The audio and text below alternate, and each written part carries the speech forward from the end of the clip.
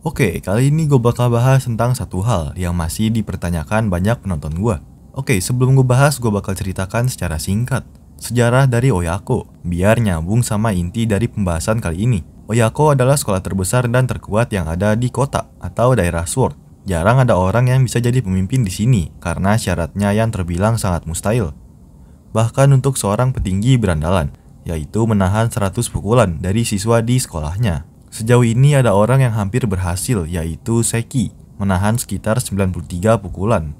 Dan kemudian dikalahkan oleh skor Furuya, yaitu 98 pukulan. Di saat itu Furuya otomatis menjadi calon pemimpin, dan dia mengendalikan Oyako sementara.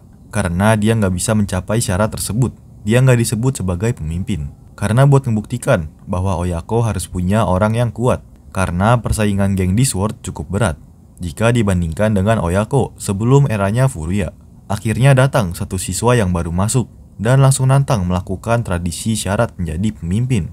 Orang itu beringas, ganas, gak mau diatur, arogan, dan anti tunduk pada orang lain. Dia adalah Murayama Yoshiki, orang pertama yang resmi menjadi pemimpin pertama di Oyako.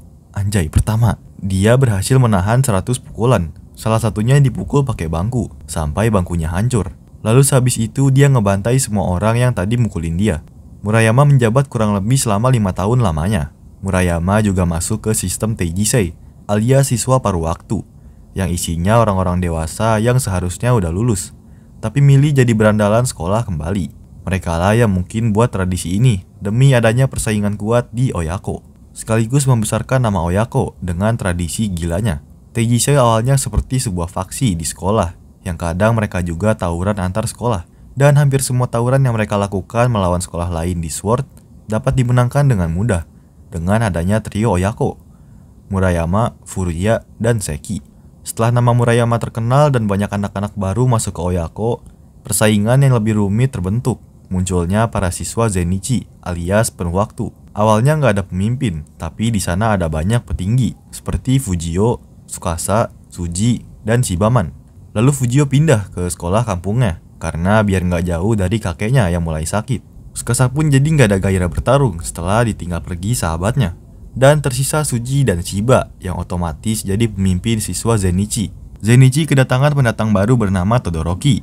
Suji dan Shiba pun akhirnya dikalahkan. Dari situ Todoroki memimpin Oyako Zenichi saat kelas 1. Tsukasa jadi petinggi yang nggak ada pergerakan sehingga dijuluki singa tertidur alias orang kuat tapi milih nggak bertarung dan membatasi diri. Seperti dia menempatkan kekuatan dirinya di bawah atau di atas orang lain. Oyako Teiji memilih menjadi bagian daripada 5 besar Sword, 5 geng terkuat yang ada di kota Chiku. Dan mereka selalu terlibat dengan musuh-musuh Sword, seperti Mighty Warriors, Changson, Kuryu, dan Dope. Seluruh penjuru Oyako sempat bersatu dan bertarung bersama di bawah Murayama. Antara Teijisei yang di bawah Murayama, Furuya, Seki, dengan siswa Zenichi yang dibawa Todoroki, Suji, dan Shiba. Saat masuk kelas 2, Zenichi mulai kedatangan siswa baru, yaitu Yasushi dan Kiyoshi. Tsukasa mulai diserang, dan Tsukasa mencoba mengalahkan Fujio agar kembali, dan simbolis kalau dia menggantikan impian Fujio, tapi dia kalah. Fujio pun akhirnya kembali ke Oyako. Melihat kekuatan dan antusias para siswa Zenichi, siswa Teiji yang dipimpin Murayama memutuskan adanya deklarasi Murayama. Topik inti yang bakal gue bahas kali ini. Deklarasi Murayama memisahkan konflik dari masing-masing sistem siswa tersebut. Teijisei berurusan dengan musuh-musuh Sword. Mereka selalu bersedia dengan kekacauan dan pertarungan yang berikutnya, yang bakal terjadi di dalam Sword ke depannya. Sedangkan Zenichi punya urusannya sendiri di luar Sword, yang mayoritas adalah tawuran antar sekolah. Karena sekolah-sekolah di Sword juga mulai memanas dan datang banyak orang-orang kuat. Dengan peningkatan kekuatan yang drastis dari sistem Zenichi, Murayama memutuskan agar hubungan siswa Teiji dan Zenichi dipisah.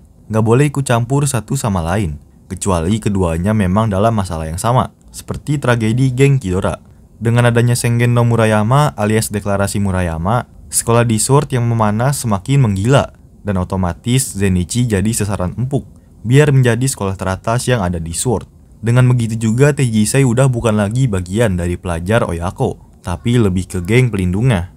Makanya sebelum deklarasi Murayama, sekolah lain gak berani nyentuh Oyako karena adanya Murayama yang melegenda seperti Rao dari Shizuran.